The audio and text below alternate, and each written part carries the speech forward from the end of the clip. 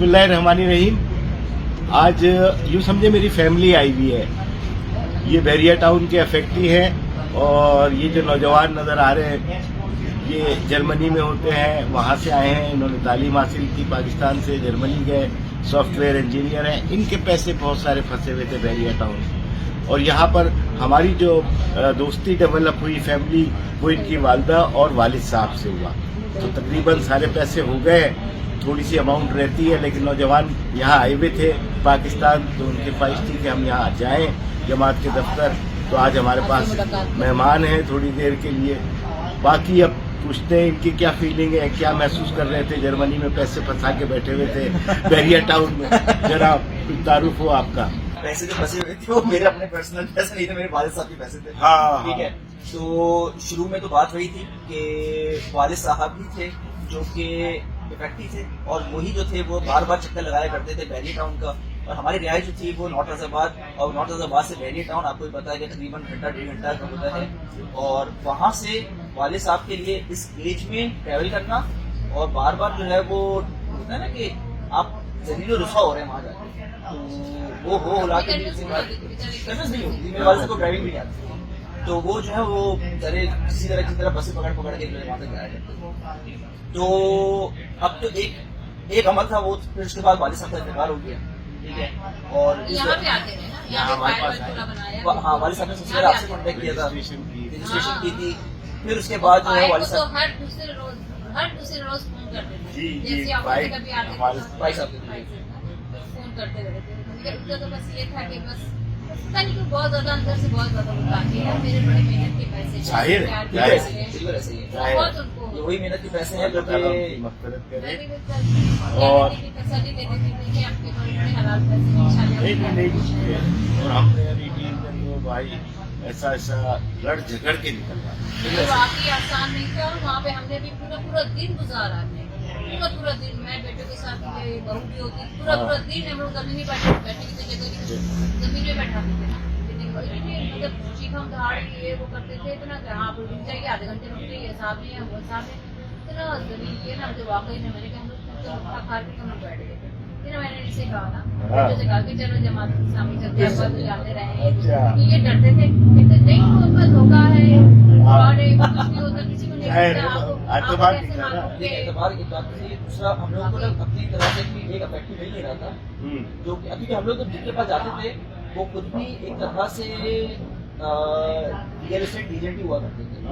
वो आसमान से गिरा बिल्कुल। और वो अपनी तरह से हमें घेरने की कोशिश करते थे। आज से ठीक 1 साल पहले की बात है सर, कि मैं गया था उनके पास और उनको जगह मैंने कहा था कि मेरी ये अमाउंट फंसी हुई है। उन्होंने हमसे कहा कि आप 40% देखें आप। ठीक है, आप लेके जो है वो एक केस भूल नहीं।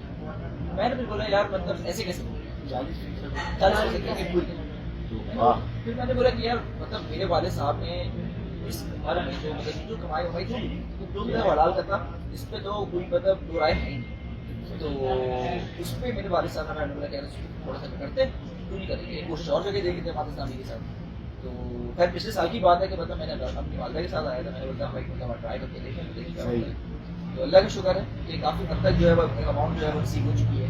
ठीक है। नहीं आप लोगों को बहुत खुशी, बहुत इसमें कोई वो नहीं है। हम लोग कहते हैं बहुत तो ये शहर में रहने वालों के लिए कोई पैगाम देंगे आप और बहरिया के फंसे हुए लोगों के? एक ही है, ये कोई प्रमोशनल वीडियो नहीं है, ये सबसे पहले इम्पोर्टेंट चीज़ है। ठीक है। अगर मसले मसाइल अपनी जगह होते हैं हमेशा, मगर एक होता है ना कि अवाम के मसले को कोई नुमाइंदा करना। ठीक है।